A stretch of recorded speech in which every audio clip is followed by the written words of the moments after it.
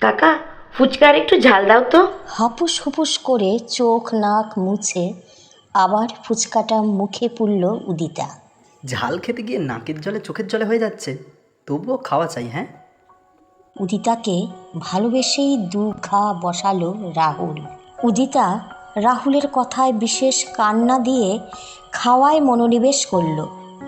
খাওয়া শেষে ফাও নিয়ে খানিক তর্ক বিতর্কও হলো। তারপর হাঁটা লাগালো দুজন। রাহুল আর উদিতার এই হেদুয়া পার্কের পাশ দিয়ে হাঁটাটা নতুন কিছু নয়, দীর্ঘ বেশ কয়েক বছরের অভ্যাস। বহুদিন ধরেই এই রাস্তা, দোকান, পার্কের বসার বেদি, ফুচকাওয়ালা, কৃষ্ণচূড়া গাছটা, এটা সবাই ওদের চেনে। ওই যেদিন রাহুল প্রথম উদিতার হাত ধরেছিল রাস্তায় হাঁটতে হাঁটতেই, আচমকা সেদিন উদিতার সাথে সাথে লাল কৃষ্ণচূড়াটাও লজ্জা পেয়েছিল। রাঙা হয়েছিল উদিতার কানের লতি, গালের লালাভ আভা সেদিন রাহুলেরও চোখ এড়ায়নি। অথচ এই রাহুল আর উদিতাই কোনো দিন ভাবেনি ওদের সম্পর্কটা এত দূর গড়াবে। শুধু ওরা না, কেউই ভাবেনি। কি করে ভাবত দুই মেরুর দুই মানুষ একে অপরকে এতটা ভালোবাসতে পারবে? কোনোদিন ওরা নিজেরাই ভেবেছিল? সেই যেবার হেয়ার স্টাডিজের জন্য রাহুল অনেকটা দূরে চলে গেল, রাহুলকে প্রথমে কিছু না বললেও নিঃশব্দে আড়ালে কম চোখের জল ফেলেছিল উদিতা। যা কোনোদিন স্বপ্নেও ভাবিনি তাই হয়েছে। বুঝতেই পারেনি রাহুলকে কখন এতটা আপন করে নিয়েছে। ওদের রাত জাগা প্রতিটি কথোপকথন, খুব চেনা কফি শপটা, কলেজের গেটটা, টিউশন বেচের চক, ডাস্টার, ব্ল্যাকবোর্ড, ওদের বেড়ে ওঠা এই প্রেমের সাক্ষী। আনমনে দুজনে রাস্তা দিয়ে হাঁটতে হাঁটতে এসব কথাই বারবার মনে আসছিল দুজনের। আচ্ছা, তোর মনে আছে এই দোকানটার লস্যি তোর কত প্রিয় ছিল?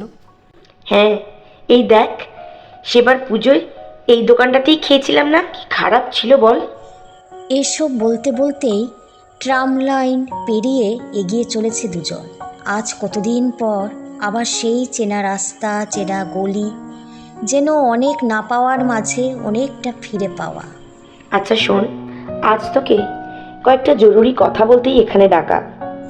রাহুল জিজ্ঞাসু দৃষ্টিতে তাকালে উদিতা আবার বলল, দেখ, অনেকগুলো বছর অনেক বুঝিয়ে সুঝিয়ে বাড়ির সকলকে আটকে রেখেছি। এভাবে আর কতদিন? আমার বাড়ির লোকজন কিন্তু এবার খুব সিরিয়াস আমার বিয়ে নিয়ে। কথাটা আর শেষ করতে পারল না উদিতা। খুব চেনা পরিচিত ভালোবাসার গল্প এটা, আমাদের সবার মতোই। রাহুলের বাবা রিটায়ার করেছেন আগের বছর, সরকারি কেরানি ছিলেন। বাড়ির অবস্থা নিতান্তই সাধারণ। সেই বাড়ি থেকে ঘুষ দিয়ে সরকারি চাকরি লাভ বা বহু টাকার বিনিময়ে পড়াশোনা কোনোটাই সম্ভব নয়। সুতরাং এই মন্দার বাজারে যা চাকরির অবস্থা, এতে এসব নতুন কিছু নয়। কত প্রেমী তো এই চাকরির অভাবে, টাকার অভাবে জানলা দিয়ে পালায়। রাহুল শুনল, শুধু চুপ করে একটা দীর্ঘ শ্বাস ছাড়া আর কিছুই শোনা গেল না। উদিতা জানে রাহুলও যথেষ্ট চেষ্টা করছে, কিন্তু তাও এখনো অবধি দুই পক্ষের মৌনতায় যেন অনেকগুলো কথা বলে দিচ্ছিল। যে হাত দুটো একে অপরকে সব সময় আঁকড়ে রাখতে চেয়েছিল, আজ সেই হাত দুটোই কি ক্লান্ত কে জানে। তুই আমার স্বপ্ন, আমার জীবনের ইচ্ছে, সবই তো তুই জানিস। বল। রাহুলের মুখের কথা কেড়ে উদিতা বলল, জানি, সবই জানি। ইনফ্যাক্ট আমি সব থেকে ভালো জানি। কিন্তু বাড়িতে কি বোঝাবো বলতো? রোজ রোজ কি বলে বোঝাবো? কি অজুহাত দেব? অজুহাত? অজুহাতটা কিসের? সবটা বুঝিয়ে বললে তাদেরও তো বোঝা উচিত। তার জন্য রোজ অজুহাতের কথা কি করে আসছে? তাও তো আমি চেষ্টা করছি। এটুকু বলেই থামল রাহুল। ফিরে তাকালো উদিতার দিকে, শক্ত করে ধরে রাখা হাতটার দিকে তাকালো একবার। উদিতা তাকিয়ে সেই চোখগুলোর দিকে, যেগুলোর দিকে তাকিয়ে আজ এতগুলো বছর বেঁচে থাকার রসদ পেয়েছে ও। রাহুলের স্বপ্ন, ওর লেখা এগুলো তো উদিতারও স্বপ্ন ছিল। ওকে জিততে দেখাটা তো উদিতারও স্বপ্ন ছিল। কিন্তু সমাজ আর সেই সমাজের মানুষ থুরি জীবের সাথে পাল্লা দিয়ে চলতে চলতে আজ উদিতারও কোথাও যেন রাহুলের জন্য অপেক্ষাটা বিরক্তিকর ঠেকছে। রাহুলের নিজের স্বপ্নকে ছোঁয়াটা আজ উদিতার কাছে কিছুটা হলেও পাগলামো ঠেকছে। যেন ওসব পরে হবে, চাকরিটাই জরুরি। স্বপ্ন ছোঁয়া চারটিখানি কথা নয়, ওসব ভেবে সময় নষ্ট করে কী লাভ।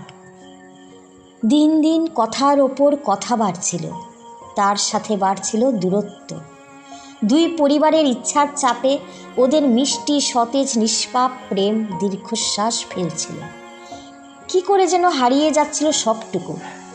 অথচ রাহুল কিছুতেই মনোসংযোগ করতে পারছিল না, চাকরিটাও জুটছিল না।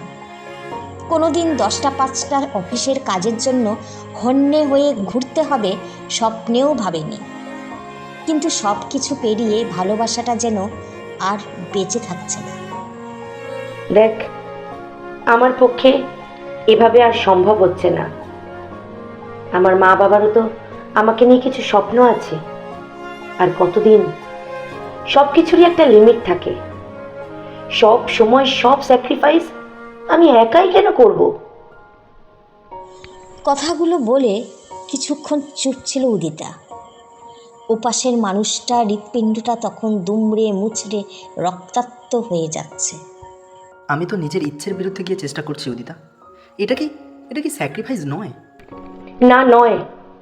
কারণ তোর কাছে আমি ফার্স্ট প্রায়োরিটি নই। হলে তুই এত দায়সারাভাবে থাকতে পারতিস না।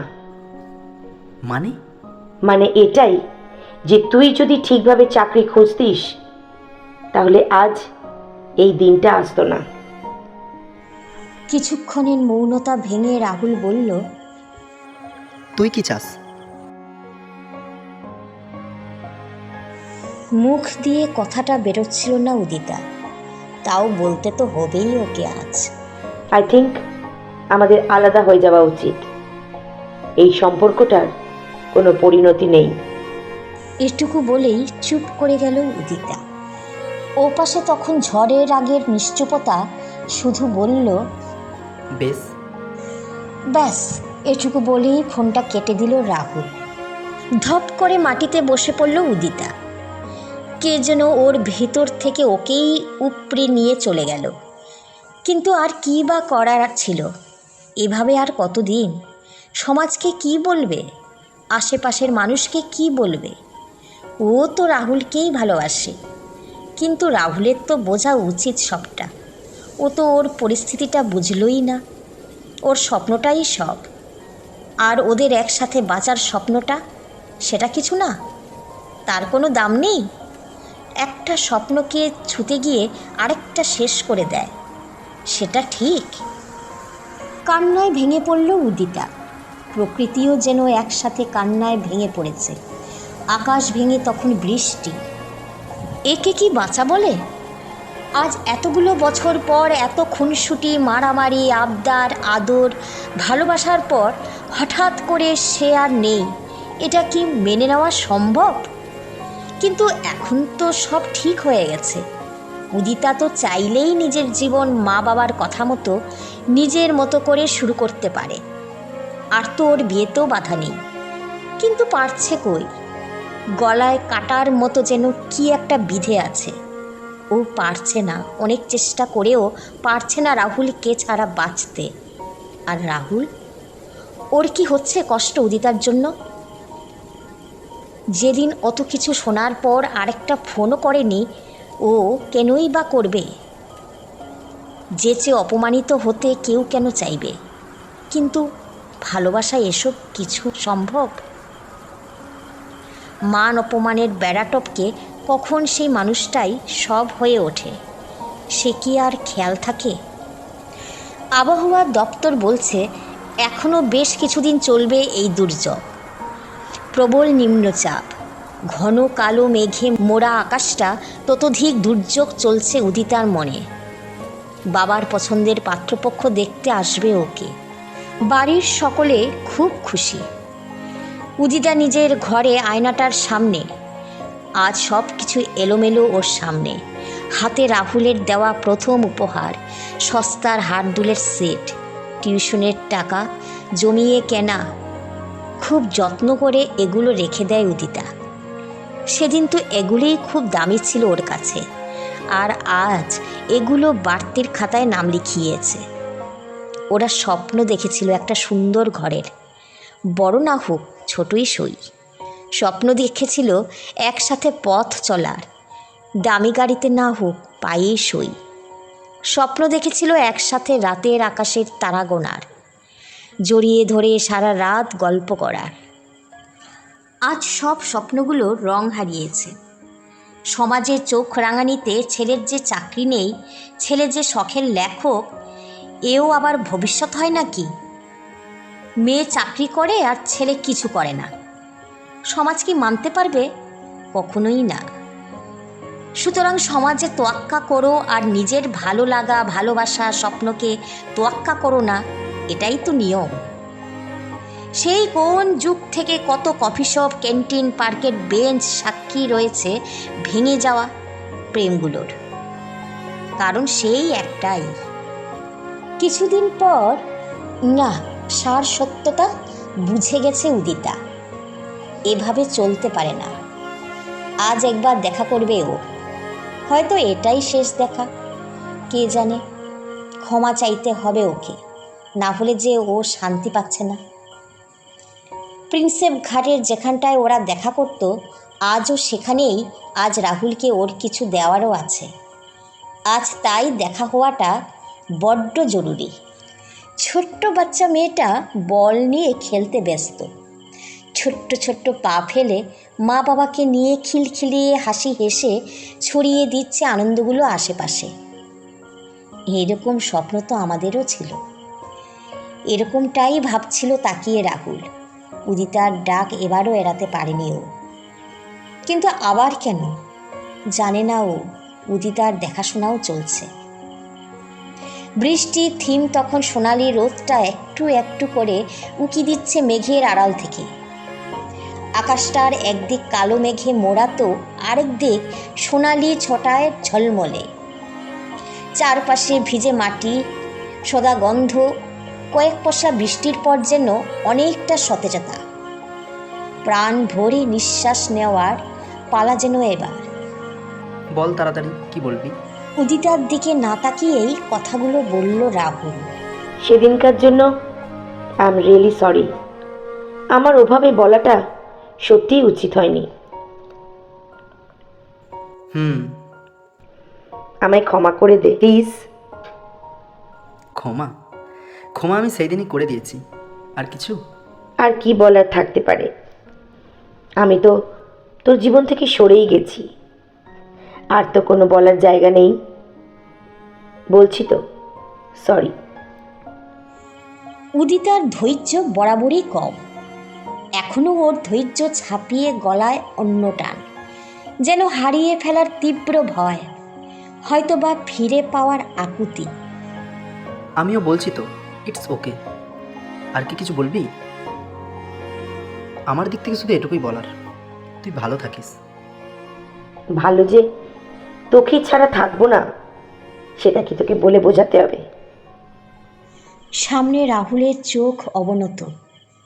ছেলে হলেও চোখটা আজ জলে ছলছল করছে। সন্তর্পণে নিজের চোখের জলটা লুকিয়ে নিল রাহুল। আমার হাতে আজও কোনো চাকরি নেই, আমি আজও বেকার। আজও তোকে আমি সব কিছু দিতে পারি না। যা কিছুর স্বপ্ন আমরা দেখেছিলাম তার কিছুই তো আমি তোকে দিতে পারি না, বল। রাহুলকে কথাগুলো শেষ করতে না দিয়েই আচমকা নিজের ভালোবাসার আবরণে জড়িয়ে নিল উদিতা। উফ, কি অপার শান্তি! এটাই তো কতদিন ধরে পাচ্ছিল না উদিতা। কিছু না পেয়েও যেন সবটুকু পাওয়ার সুখ এখানে। আস্তে আস্তে রাহুলের হাত দুটো আর শুনল না কোনো কথা, জড়িয়ে ধরল প্রাণের মানুষটাকে, যাকে ছাড়া বাঁচার চেষ্টা করে একটু একটু করে মরে যাচ্ছিল ও, যাকে ছাড়া বাঁচা আজ অসম্ভব। হাউ হাউ করে কাঁদছিল উদিতা। রাহুলের চোখেও বাঁধ ভেঙেছে তখন। গভীর চুম্বনে আবদ্ধ হলো দুটি ঠোঁট। রাহুলের বুকে মাথা রাখলো উদিতা।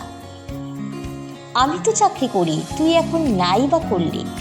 আমার যদি কোনো অসুবিধা না থাকে, লোকে কি বললো না বললো কি যায় আসে তাতে? তোর স্বপ্নকে সত্যি করতে যদি কিছু করতে পারি, সেটাই বরং আমার কাছে অনেক।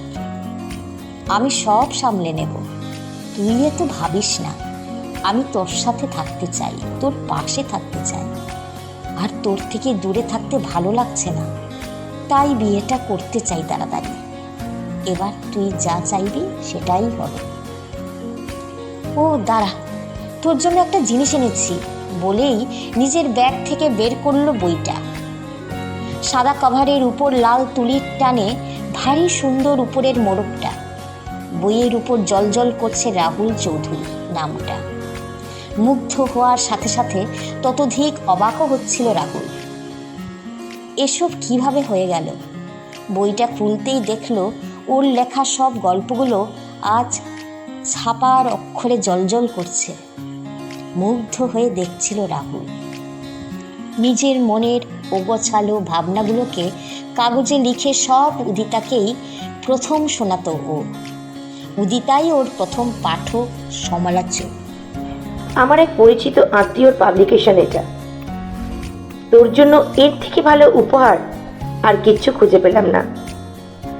প্রথমে খরচ 50-50, আর তারপর বিক্রি বাড়লেই আর আমি শিওর রেসপন্স ভালো হবেই। তুই খুশি তো? রাহুল আজ কতটা খুশি সেটা ওর মুখ দেখেই বুঝতে পারছে উদিতা। আমি জানি আমার চাকরিটা দরকার। বিশ্বাস কর, আমি চেষ্টা করছি।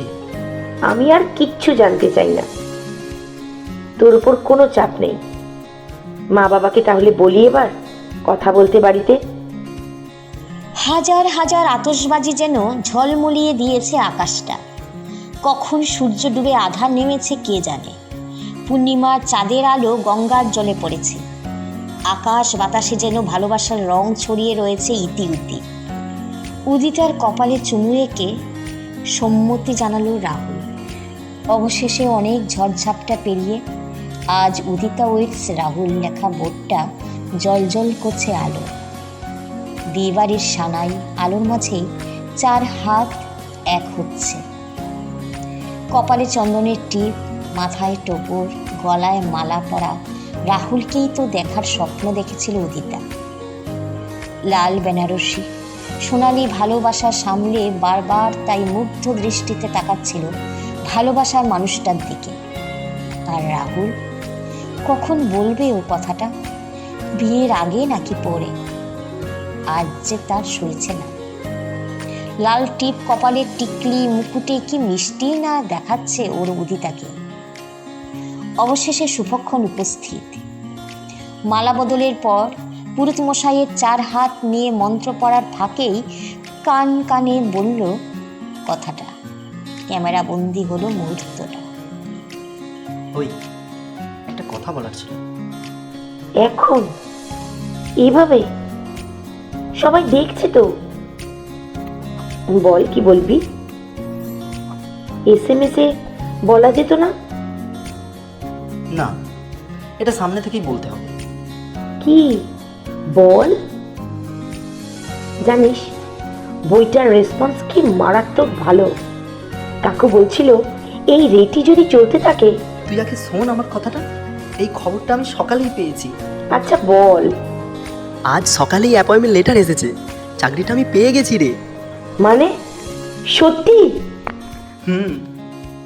সামনে তখন পরিণতি পাচ্ছে দীর্ঘ 10 বছরের প্রেম।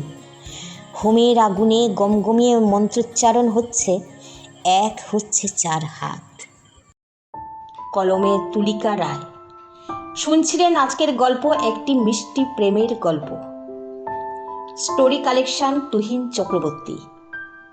গল্প পাঠে আমি সুকন্যা বসু মিত্র। উদিতার চরিত্রে মৌমিতা ভট্টাচার্য, রাহুলের চরিত্রে প্রদীপ জানা, sound effects Sourav Dhara, video editing and poster design Biswajit Majumdar. রোমান্সের মায়াময় রাজ্যের মধ্যে দিয়ে ভালোবাসার বিভিন্ন যাত্রার সাক্ষী থাকতে আমাদের ভিডিওটি লাইক করুন এবং কমেন্ট করে আমাদের জানান আপনাদের কেমন লেগেছে। অবশ্যই সাবস্ক্রাইব করুন আর এই যাত্রার অনুভূতি উপলব্ধি করুন।